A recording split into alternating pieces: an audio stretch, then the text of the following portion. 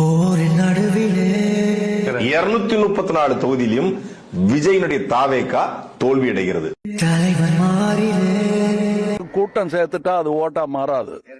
ஒருவன் பசிக்கன 234 இல்ல 10 கூட முடியாது தனியா நின்னா. வேட்டை தூங்குது உங்களுடைய அடுத்த படத்திற்காக காத்துக்கிட்டு இருக்கிறங்க விஜய். நரிகள் கூட்டமோ அரசியல் அப்படியே முதல்ல வழியில் கிடக்குது.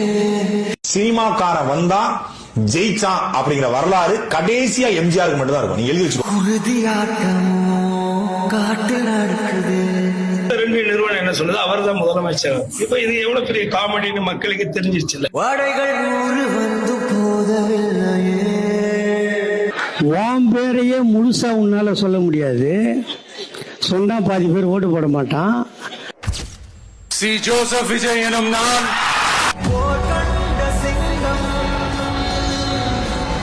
தமிழ்நாட்டு அரசின் முதலமைச்சராக